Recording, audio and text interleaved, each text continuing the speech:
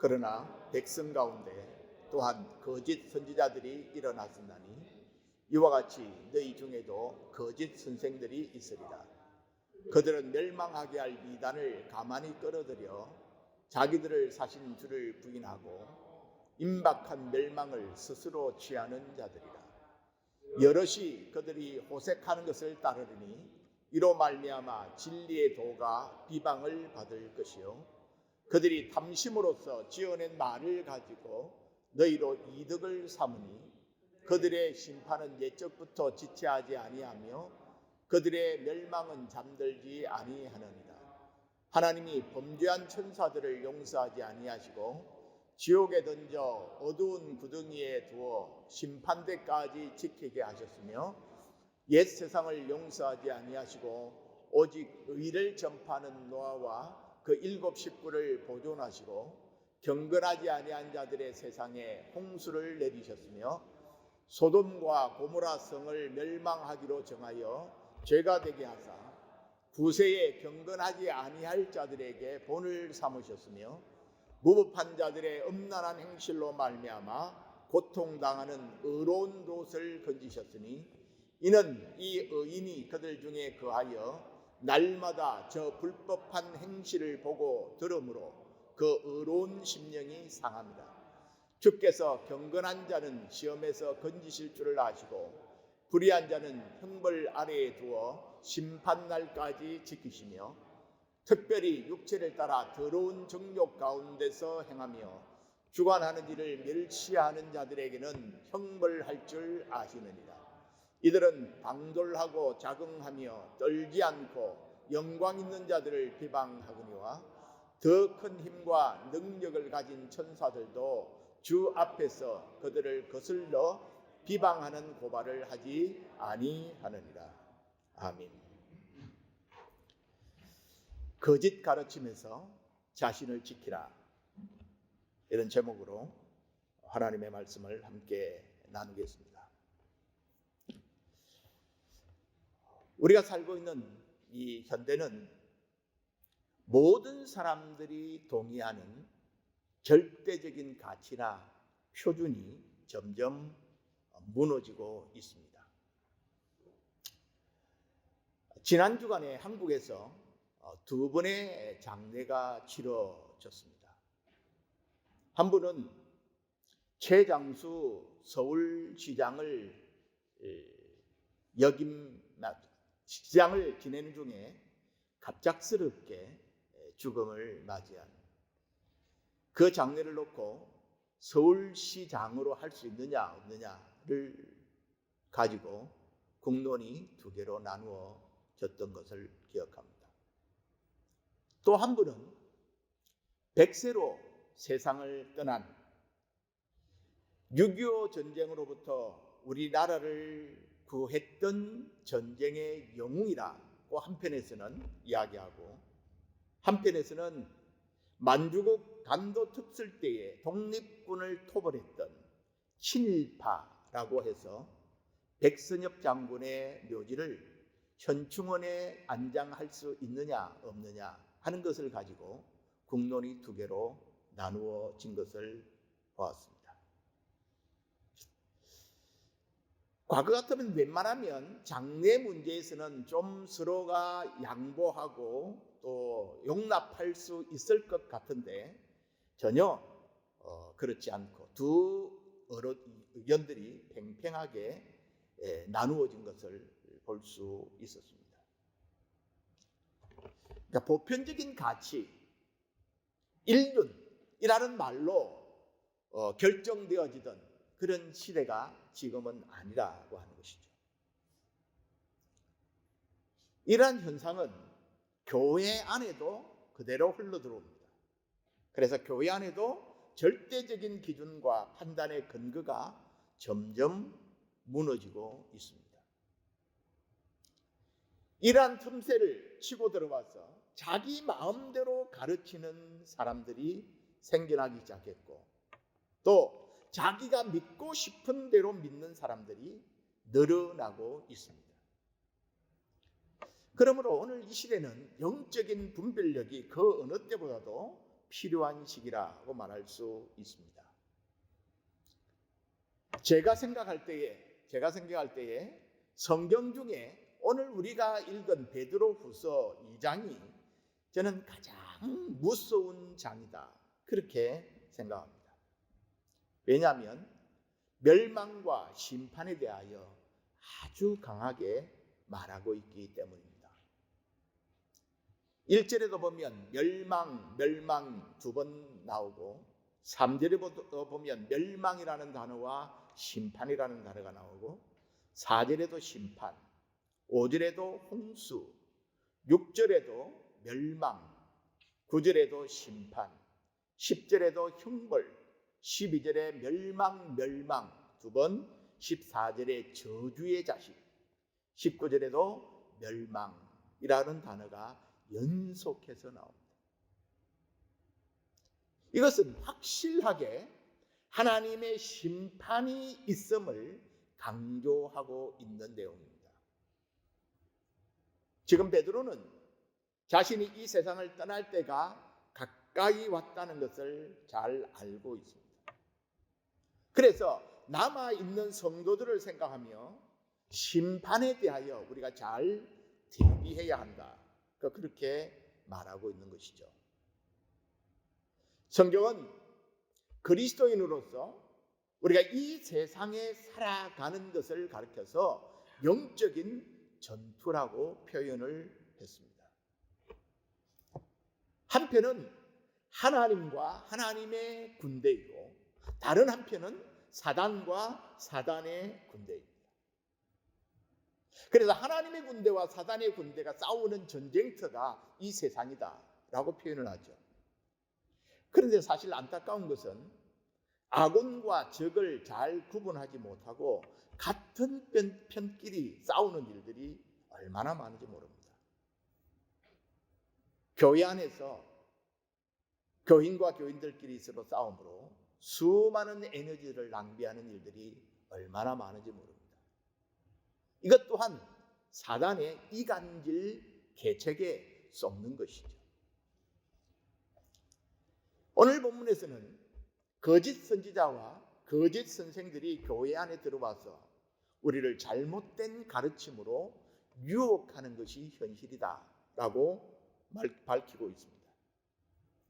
사단의 세력이 우리를 공격하기 위하여 다양한 방법을 구사하는 가운데 자신을 진리라고 주장하고 자신들이 구원의 길로 인도한다고 하면서 잘못된 생각을 퍼뜨리는 거짓 교사들이 가장 교활하고 위험하다라고 경고하고 있습니다. 이들은 예수님이 말씀하신 대로 양의 탈을 쓴 이리들입니다. 가면을 쓰고 있기 때문에 구별하기가 쉽지 않다는데 문제가 있습니다. 거짓 선지자, 거짓 교사들은 물론이고 자칭 메시아라고 주장하는 사람들도 교회 역사 가운데서 계속해서 일어나고 있습니다. 자, 오늘 1절 상반절에 이렇게 시작하죠. 그러나 백성 가운데, 여기 백성은 1절에 있는 백성, 그러나 백성 가운데, 여기 백성은 구약의 이스라엘 백성들을 가르칩니다. 또한 거짓 선지자들이 일어났었느니 구약의 이스라엘 백성들 가운데도 거짓 선지자들이 있었다는 것입니다. 이와 같이 너희 중, 여기 너희 중은 베드로가 지금 편지를 쓴 것을 받는 1세기의 그리스도인들, 교회를 가르칩니다.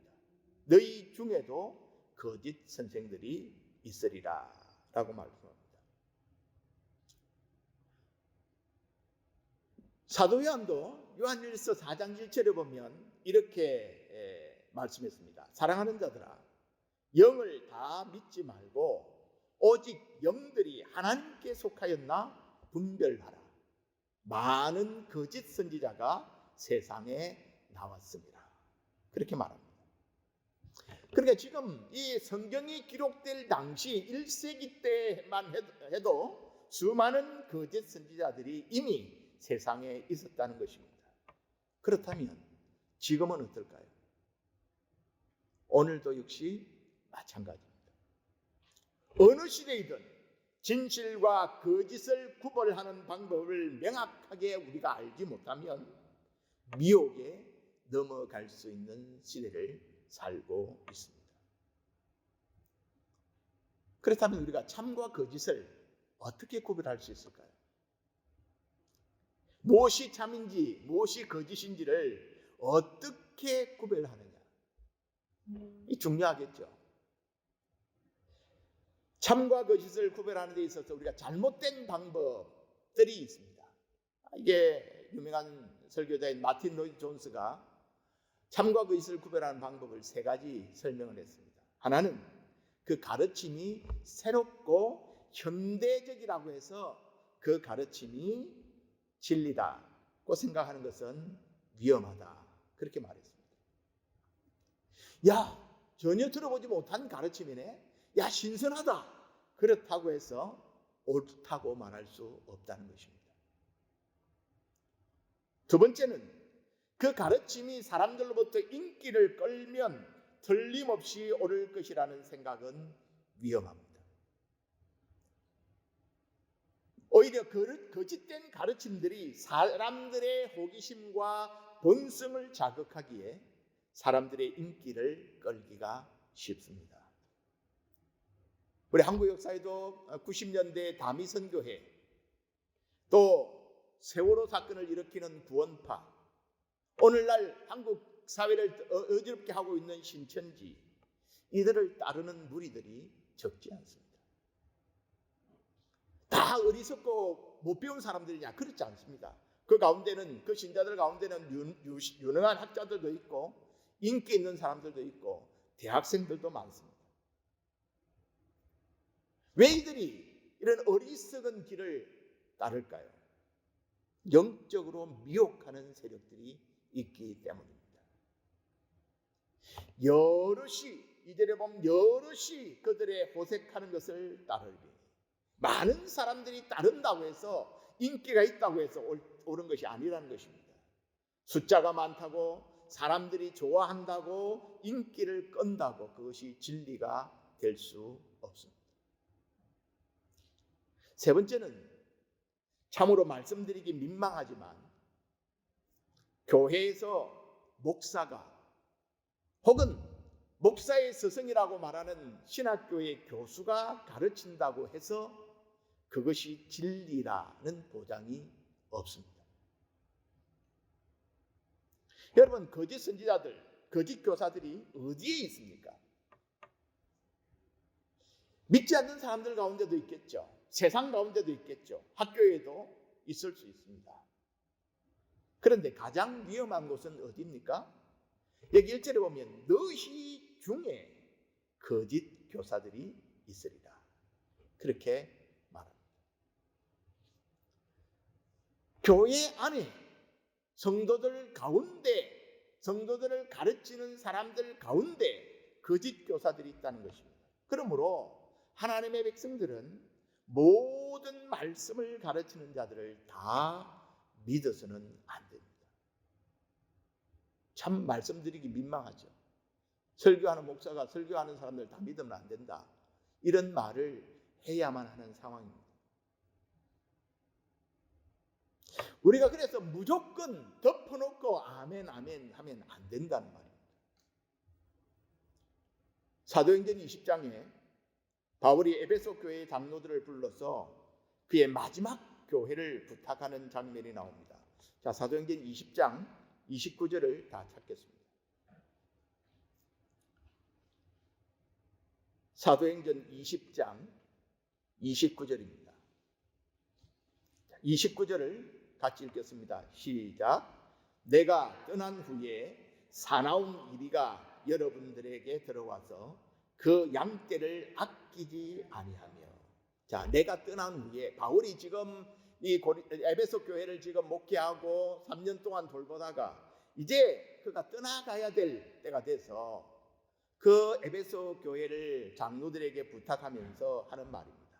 사나운 이리가 여러분들에게 들어와서 양떼를 아끼지 않을 것이다. 그런 일이 일어난다는 것입니다. 더 충격적인 것이 뭡니까? 30절입니다.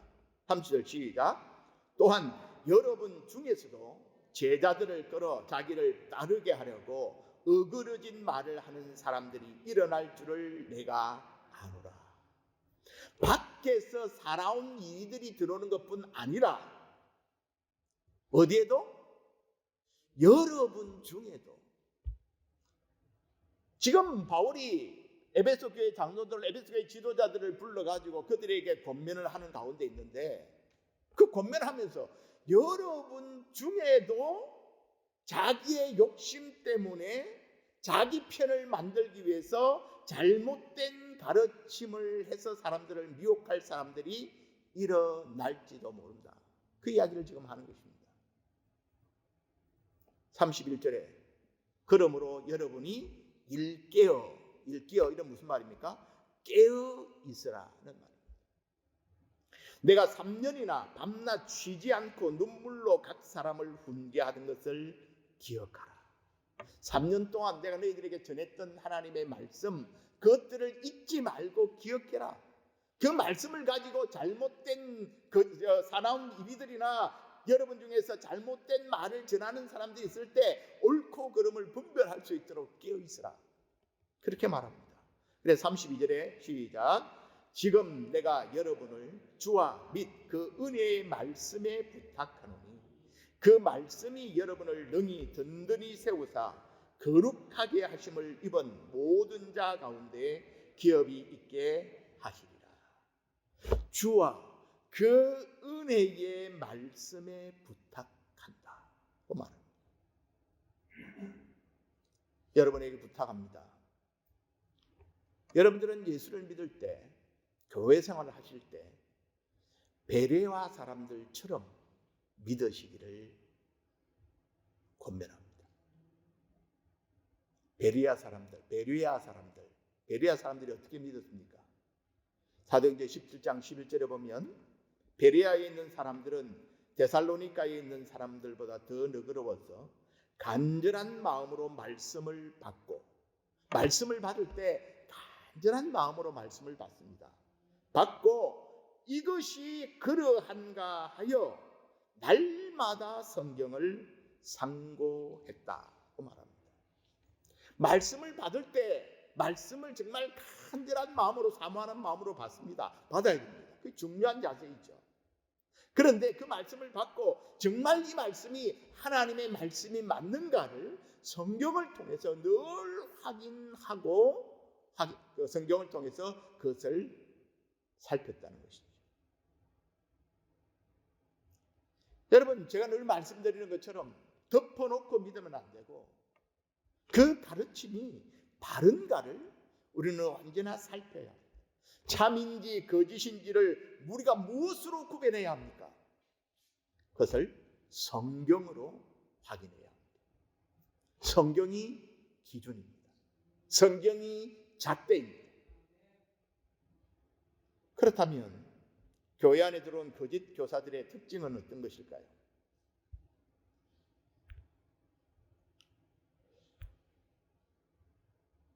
교회 안에 들어온 거짓 교사들은, 첫 번째, 거짓 교사들은 하나님으로부터 부르심을 받은 자들이 아닙니다. 하나님의 사람은 하나님의 부름을 받습니다. 그래서 이사야 43장 1절에 보면 야곱아 너를 창조하신 여호와께서 지금 말씀하시느니라. 이스라엘아 너를 지으신 이가 말씀하시느니라. 너는 두려워하지 말라. 내가 너를 구속하였고 내가 너를 지명하여 불렀나니 너는 내 것이라. 여러분, 모든 하나님의 사람은 하나님으로부터 부름을 받은 사람들. 특별히 하나님의 말씀을 전하는 선지자들은 하나님의 특별한 부름을 체험했던 사람들입니다. 모세가 그랬고, 이사야가 그랬고, 호세아가 그랬고, 요나가 그랬고, 모든 선지자들이 그랬습니다. 아무도 내가 이제부터 선지자 노릇 하겠습니다 해서 시작한 선지자가 없습니다.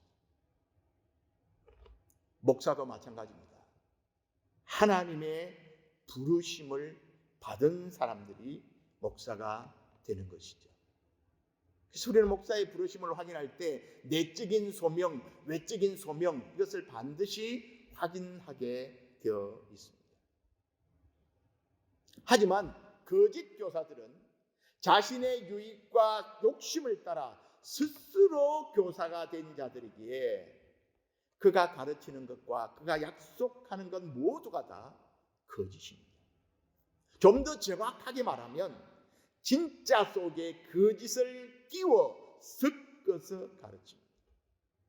그래서 저는 이것을 짝퉁복음이라 그렇게 정의합니다. 짝퉁복음, imitation gospel. 거짓 교사들은 자신이 이루고자 하는 목적을 위해서 자신의 생각과 사상을 교묘히 만들어서 사람들에게 거짓 가르침을 전합니다. 왜냐하면 하나님으로부터 부름받은 자들이 아니기 때문에 그렇습니다. 그들은 사람의 이성을 우선시합니다. 철학과 심리학과 긍정의 신학과 적극적인 사고 같은 것에 의존하여 가르칩니다. 두 번째 거짓 교사들의 특징은 그 가르침이 진실하지 않다는 데 있습니다. 오늘 3절에 보면 그들이 탐심으로써 지어낸 말을 가지고 너희로 이득을 삼으니 라고 말합니다. 거짓 교사들의 특징은 처음 당할 때는 아주 달콤합니다. 다른 사람의 마음을 불편하게 하거나 기분 나쁘게 하는 말을 사용하지 않습니다. 우리가 예레미야 28장에 보면 하나님의 뜻을 전했던 참 선지자 예레미야와 거짓 선지자 하나냐가 등장을 합니다. 하나님의 부름을 받은 선지자인 예레미야는 지금 유다 나라가 망해서 70년 동안 바벨론의 포로 생활을 하게 될 것이다. 그래 너희들은 바벨론에 가서 그곳에 잘 정착해서 살아야 한다. 70년이 지나면 돌아온다. 라는 메시지를 전했습니다. 반면에 하나냐는 뭐라고 말했느냐 하면 우리가 2년 안에 바벨론의 멍에를 끊고 돌아온다. 그래서 바벨론에 가서 정착하거나 바벨론에 가서 자리 잡을 생각할 필요 없다. 2년이면 돌아온다. 라고 전했습니다. 여러분 누구의 말이 더 인기가 있었을까요? 누구 말이 더 솔깃했을까요? 틀림없이 하나님의 말일 것입니다. 왜 2년 만에 돌아온다고 했어요? 예레미야는 하나님의 말씀을 전했지만 고난을 당했습니다. 친바벨론주의자라고 매국노라고 비난을 받았습니다. 구덩이에 던져져 감금당하기도 했습니다. 여러분 오늘날도 교회 안에서 예수 믿으면 부자 되고 예수 믿으면 출세하고 예수 믿으면 사업이 다 대박난다. 그래서 영도 육도 물질도 다 복을 받는다 라고 가르치는 곳들이 많이 있습니다. 혹시 여러분들 가운데 나는 예수를 그래도 나름대로 열심히 잘 믿는다고 믿는데 말씀대로 하려고 애를 쓰는데 왜 나는 부자가 되지 못할까? 왜 나는 아직도 가난할까? 내가 예수를 잘못 믿는 거 아닌가? 예수 믿고 기도하면 하나님이 다 응답한다고 했는데 나는 병이 들어서 하나님 앞에 기도하는데도 왜 이렇게 안 고쳐주시는가? 나는 아마 하나님이 택한 백성이 아닌 게 아닌가? 나는 혹시 저주받은 사람은 아닌가? 라는 생각이 여러분의 마음에 찾아온다면 여러분은 벌써 오염되어 있는 사람입니다. 짝퉁 복음에 오염되어 있습니다. 여러분 베드로가 전한 복음이 무엇이었습니까? 이 세상은 나그네 인생이다. 그래서 나그네 길을 가는 동안에 때로 세상적인 복을 받을 경우도 있고 출세할 수도 있다. 하지만 이 죄악이 관영한 세상 속에서 우리가 믿음으로 살려면 대부분 예수를 믿음에도 불구하고 고난을 피하지 못한다. 고난이 너희들에게 찾아온다고 해서 그 때문에 낙심하거나 절망하거나 포기하지 말아라. 인내해라. 왜냐하면 우리에게는 마침내 도달할 영광의 날이 있기 때문이다. 우리의 고향은 이 세상이 아니다. 우리에게는 새 하늘과 새 땅이 준비되어 있고 믿는 자는 반드시 그곳을 차지하게 될 것이다. 그러므로 인내하라 라는 것이 베드로가 우리에게 전해준 복음입니다.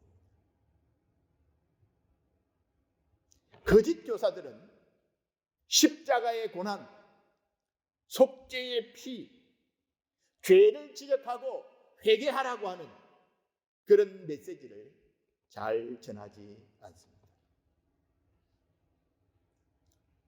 예수 그렇게 믿으면 안 된다고 지적하는 것을 잘 하지 않습니다.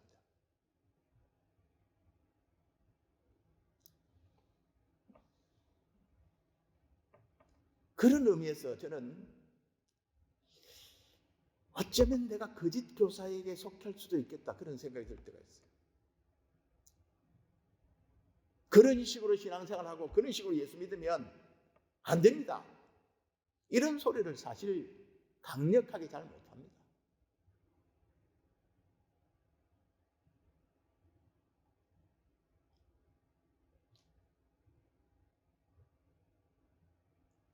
A.W. 토즈 목사님이 그래서 이 거짓 교사들이 전하는 회개를 촉구하지 않는 이런 메시지를 솜사탕 복음이라고 말했습니다. 오늘 두 가지 중요한 단어가 나왔는데 제가 쓰는 짝퉁 복음, 토지가 쓰는 솜사탕 복음. 여러분 솜사탕이 뭐죠? 솜사탕의 특징은 흥미있습니다. 설탕을 이렇게 넣고 이렇게 펜 같은데 돌리면 거미줄 같은 이런 게 나오죠. 그래서 막대기에 이렇게 저으면 거기 딱 이렇게 엉겨 붙습니다. 그래서 사실은 옛날에 아이들 전도하러 갈 때 이 솜사탕 가지고 많이 나갑니다. 흥미 있으니까요. 그리고 솜사탕의 특징은 당장은 달콤합니다. 하지만 뭐가 없습니까? 알맹이가 없습니다. 내용이 없습니다. 그리고 더 문제는 먹으면 먹을수록 해롭습니다. 여러분 듣기가 좋다, 달콤하다, 그렇다고 다 진리가 아닙니다. 거짓 교사들은 이렇게 말합니다. 자기들을 사신 리뎀션, 구속하신 주를 부인한다 라고 1절의 하반절이 말하죠. 그들의 가르침에 예수 그리스도의 대속으로 인하여 얻는 구원을 강조하지 않습니다. 그리스도가 우리의 주인됨을 말하지 않습니다. 예수님의 인성을 부인하거나 또 예수님의 신성을 부인합니다. 인간이 하나님께로 갈 수 있는 유일한 방법이 예수 그리스도의 대속의 죽으심을 믿는 것이라는 진리를 부인합니다. 구원의 길에 여러 방법이 있다, 그렇게 주장합니다. 그들의 가르침은 진실하지 않습니다. 또 한 가지 거짓 교사들의 특징은 입으로는 달콤한 말을 하지만 그들의 삶이 전혀 그들의 말을 증명하지 않습니다. 이제라도 보면 여럿이 그들의 호색하는 것을 따른다. 호색, 음란, 음탕 그런 뜻이죠. 자기들뿐 아니라 다른 사람들도 그렇게 방탕한 길로 이끌어갑니다. 거짓 가르침은 언제나 거짓 생활이 드러나게 마련이죠. 잠시 속일 수는 있지만 열매가 말해주기 때문에 그렇습니다. 그래서 예수님께서 뭐라고 말씀했습니까? 거짓 선지자들은 열매로 그들의 정체를 알게 될 것이다 라고 말씀했습니다. 그들이 그럴듯한 말을 하고 달콤한 말을 하고 듣기 좋은 말을 하고 인기 있는 말을 할지라도 그들의 삶의 행함과 결과가 성령의 열매를 맺고 있는지 아니면 탐욕과 방탕과 죄의 열매를 맺고 있는지를 면밀히 살피고 주의하라는 것입니다. 많은 거짓 교사들은 성도들이 옳고 그름을 판단하지 못하도록 아예 판단력을 마비시켜 놓고 무조건 충성을 강요하는 경우들이 많습니다.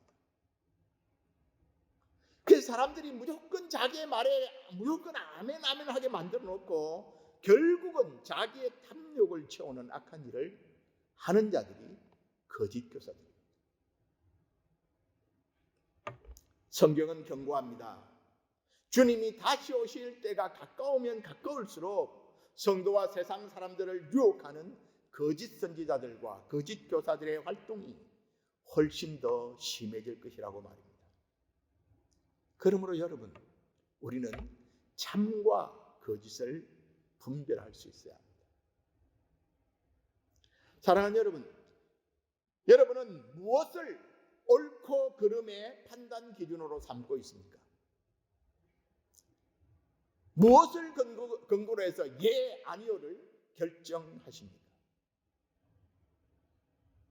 정치평론가들의 비평입니까? 대통령이 아침마다 내보내는 트윗입니까? 철학이고 심리학이고 언론의 주장입니까? 아니면 여러분의 경험입니까? 물론 우리가 이런 것들을 참고할 수는 있겠죠. 그러나 이런 것들은 다 변합니다. 앞에 말과 뒤에 말을 똑같은 사람이 앞에 한 말과 뒤에 말을 따져보면 모순되는 말을 할 때가 너무 많습니다. 변하는 것에 우리의 기준을 삼아서는 안 됩니다. 변하지 않는 진리인 하나님의 말씀을 붙드시기를 축복합니다. 하나님의 말씀이 캐논, 기준이고 하나님의 말씀이 잣대입니다. 여러분, 늘 자신을 점검하십시오. 어떻게 점검합니까? 나에게 있어서 예수 그리스도가 누구인가? 예수 그리스도가 내 삶의 구원자이시고 내 인생의 주인인가? 그래서 내가 전적으로 지금 예수 그리스도를 신뢰하고 그분을 쫓아가고 있는가? 라는 것을 늘 스스로 점검하십시오. 우리가 이 두 기준에서 흔들린다면 우리가 성경을 표준잣대로 삼는 것, 예수 그리스도가 주요 구원자라는 이 확신, 이것이 흔들리면 우리는 지금 가짜를 쫓고 있는 것입니다.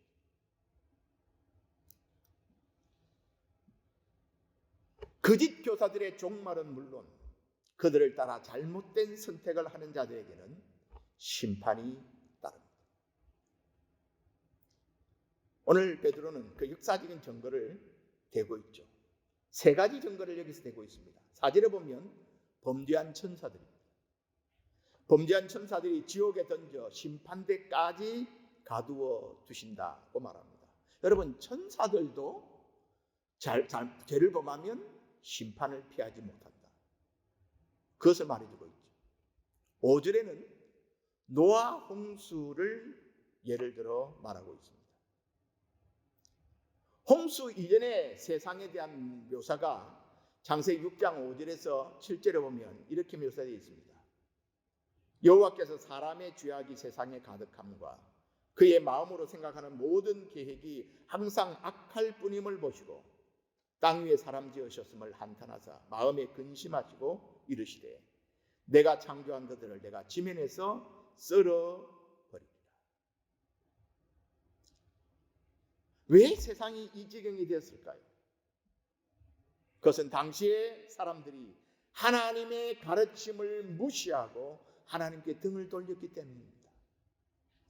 먹고 마시고 시집가고 장가하는 이 세상 일에만 온전히 마음이 빼앗겼기 때문입니다.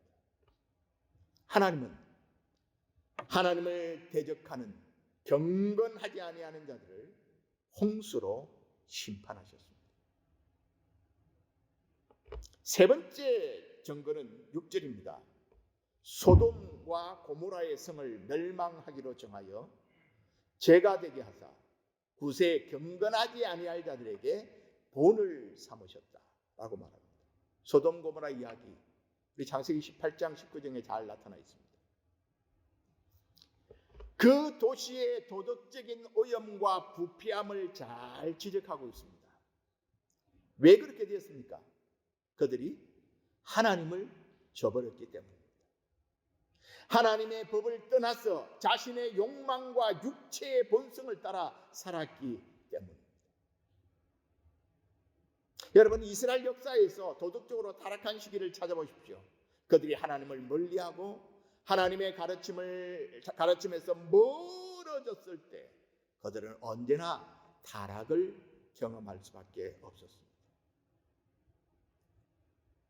사랑하는 여러분, 우리가 순수한 복음, 예수 그리스도의 대속을 통한 구원, 그리고 주님의 교훈과 삶의 가르침에서 벗어나면 우리가 똑같은 결과를 초래하게 된다는 것을 명심해야 합니다.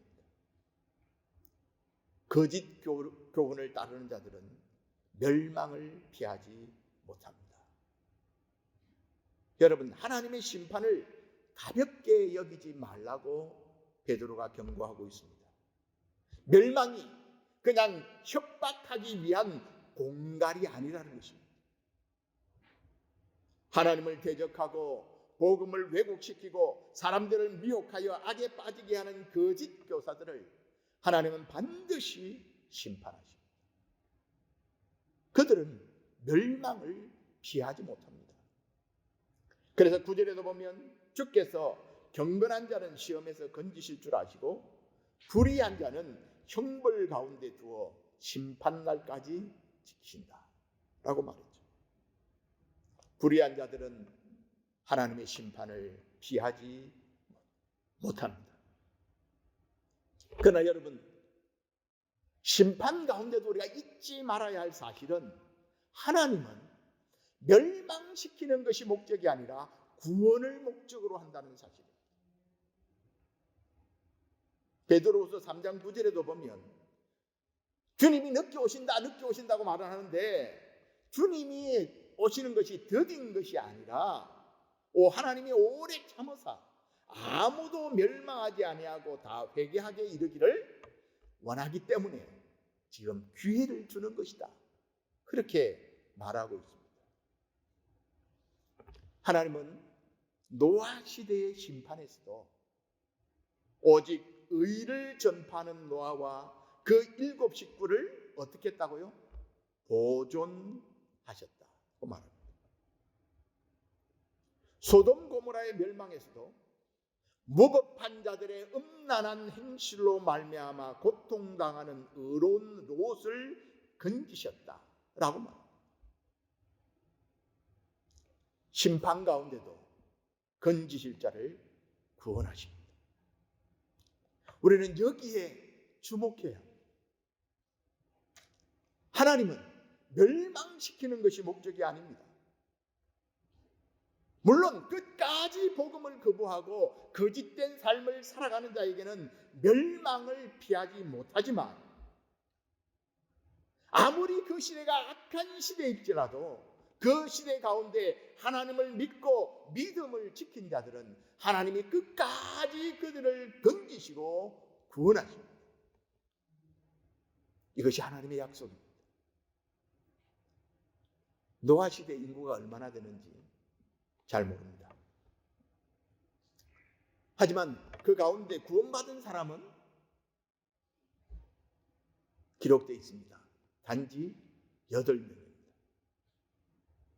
소돔 고모라 성의 인구가 얼마나 되는지 모릅니다. 그러나 그 중에 롯과 두 딸만이 구원을 받습니다. 다수가 아니라 누가요? 남은 자들만이 구원을 받았습니다. 하나님께서 소돔 고모라의 심판을 알렸을 때 아브라함은 하나님께 간청하죠. 하나님 공의로우신 분인데 어떻게 악인과 의인을 함께 심판할 수 있습니까? 의인을 악인과 함께 멸하는 것은 하나님의 정의에 맞지 않습니다. 그러니까 하나님께 말씀하십니다. 그러면 의인 50명을 찾으면 내가 그 의인 50명으로 인해서 소돔 고모라의 심판을 처리하겠다. 그렇게 말씀하시죠. 아브라함이 계속해서 요청합니다. 45명은 어떻게 합니까? 40명은 어떻게 합니까? 30명은, 20명은, 10명까지 내려갔습니다. 소돔 고모라가 망했습니다. 무슨 뜻입니까? 의인이 몇 명이 없었다는 겁니까? 10명이 없었다는 것입니다. 롯과 그의 가족만이 겨우 구원을 받습니다. 여러분, 성경은 다수를 강조하지 않습니다. 다수가 진리라고 말하지 않습니다. 남은 자, 많은 사람들이 가는 넓은 길을 가는 사람들이 아니라 좁은 길을 가는 사람들. 머릿수가 많다고 해서 그것이 진리라고 말하지 않는다는 것입니다. 제가 말씀을 준비하면서 이 부분에 있어서 시간을 많이 소비했던 것이 이것입니다. 특별히 롯을 가르쳐서 여기 본문에 의로운 롯이라고 한 표현 때문에 사실 많이 시간을 소비했습니다. 좀 혼돈스럽죠. 여러분, 롯을 의롭다고 할 수 있을까요? 여기에서 저는 하나님의 자비의 폭을 보게 됩니다. 두 사람이 등장하지 않습니까? 노아와 롯. 노아는 창세기 6장 9절에 보면 노아는 의인이요 당대의 완전한 자라 그가 하나님과 동행했다라고 표현합니다. 노아는 오랜 세월 동안 하나님의 약속을 믿고 사람들에게 미친놈이라는 소리를 들어가면서 하나님의 심판을 외치며 방주를 짓습니다. 그러니까 지금으로 표현하면 노아는 적극적인 의를 실천한 사람이라고 말할 수 있죠. 적극적인 의를 실천한 사람입니다. 롯은 의로운 사람이라고 하는데 고개가 좀 갸우뚱합니다. 삼촌 아브라함이 그들이 함께 살기가 힘들어서 거주지를 정하는 것을 정할 때 자기가 먼저 선택하죠. 그리고 영적인 안목이 없었습니다. 그냥 눈에 보이는 대로 저것이 땅이 좋다, 비옥하다, 자기 유익에 따라 살기 좋은 기름진 땅을 먼저 선택합니다. 어떤 면에서는 처세에 밝은 사람이죠. 그런데 오늘 베드로는 7절과 8절에 이 롯을 악한 일에 동참하지 않은 사람이라고 설명합니다. 그 소돔 고모라서 수많은 사람들이 죄를 범하고 동승애를 행하고 악을 행하는 그런 상황 속에서 갈등을 많이 겪고 유혹을 받기도 했습니다. 하지만 그러나 그곳에서 그들과 타협하거나 그들에게 동참하지 않았다라고 말합니다. 롯은 우리가 생각할 때 적극적인 변혁자로서의 삶을 살지는 못한 것 같습니다. 하지만 그들과 동행하거나 타협하지 않고 그래도 영적인 갈등을 겪으면서 고통 가운데 살았습니다. 예수 믿는 내가 이렇게 해도 되나? 예수 믿는 사람들이 이걸 적극적으로 저는 아닌 건 아니라고 말해야 되는데 그러지도 못하고 그렇다고 내가 참여하지도 없고 하면서 갈등을 겪으면서 살아왔다고 진단했습니다. 저는 볼 때 노아는 성숙한 하나님의 사람, 롯은 겨우 구원 얻는 사람을 대표한다고 보여집니다. 롯은 하나님의 의를 덧입은 사람이었습니다. 하나님은 이 악한 사람들에 대하여 신속하고도 온전한 심판을 행하시는 가운데도 하나님의 택한 백성은 은혜 가운데 구해내셨습니다. 분명한 사실은 공의의 하나님은 하나님을 경외하지 않는 악한 자들에게 벌을 내리실 것이며 하나님의 택함을 받은 의로운 자들은 반드시 구원하신다는 사실입니다. 우리는 주님이 다시 오셔서 온 세상을 심판하실 때도 하나님이 노아와 롯을 구원해 내셨듯이 하나님은 하나님을 믿고 의지하는 저와 여러분을 악한 심판으로부터 온전히 우리를 건지실 것을 믿습니다. 아멘. 여러분, 우리가 롯보다 나을까요? 롯보다 나을까? Maybe not. 아마 아닐 것입니다.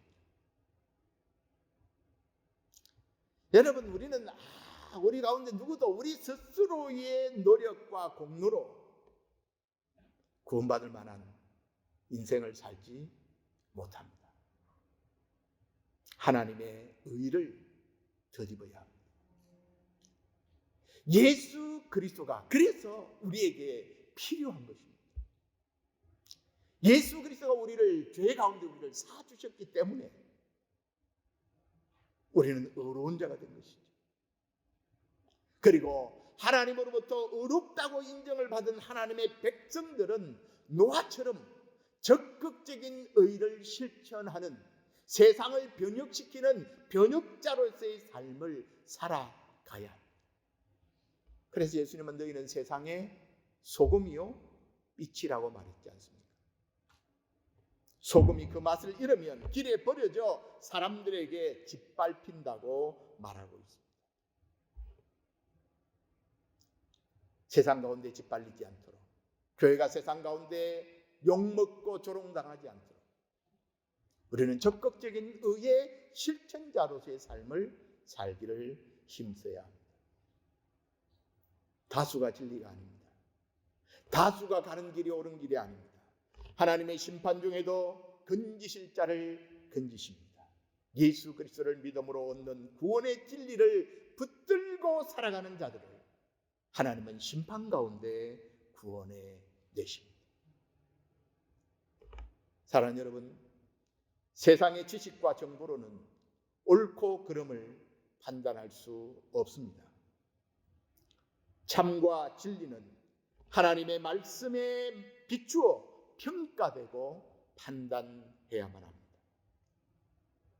짝퉁복음, 솜사탕복음을 퍼뜨리는 거짓 교사들에게 쏙지 않기 위해서 우리는 계속 말씀이 정말 그러한가를 살피고 묵상하고 배워야 합니다. 많은 사람들이 가는 길이 아닐지라도 예수 그리스도를 유일한 주님이요 구원자로 믿는 참된 복음으로 새하늘과 새 땅을 차지하는 저와 여러분 모두가 될 수 있기를 주님의 이름으로 축복합니다. 아멘. 기도하겠습니다.